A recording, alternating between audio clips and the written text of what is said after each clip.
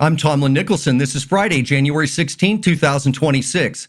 A shocking report revealed Medicaid distributed over $400 million to deceased recipients in a single year, exposing deep flaws in government oversight, fueling demands for reform in federal health spending.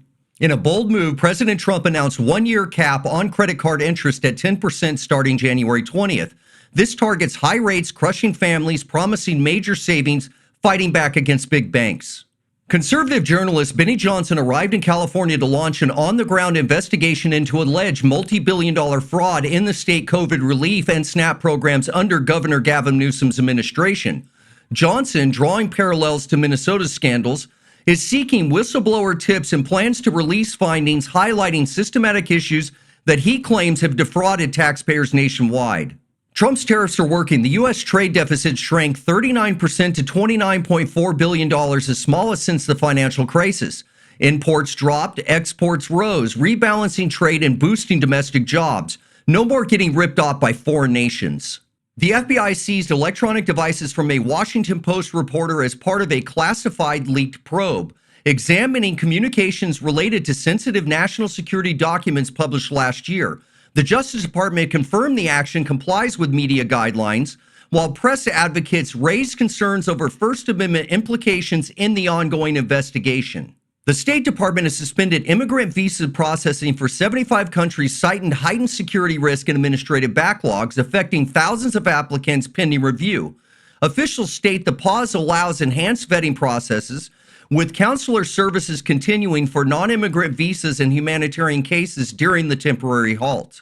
The Supreme Court appeared poised to uphold state laws protecting women's sports from transgender athletes, with justices questioning ideological pressures during oral arguments on fairness in biology and competition. Michigan election officials discovered non-citizens in a jury pool during routine checks, prompting a review that flags several names on voter rolls for potential removal.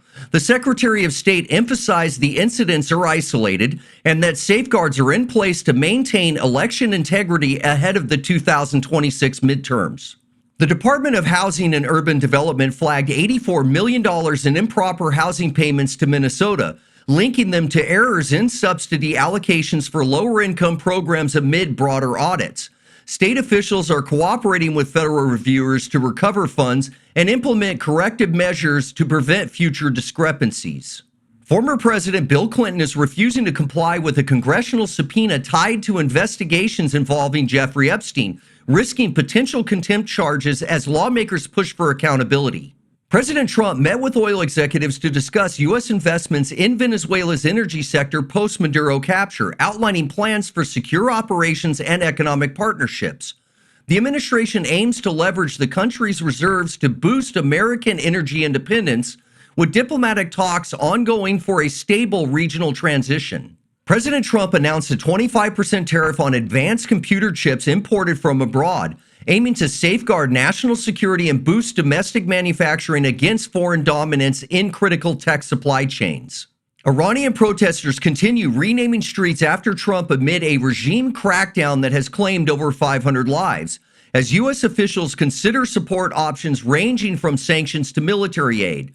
The State Department views the symbolic acts as indicators of widespread desire for regime change, monitoring developments closely for potential policy shifts.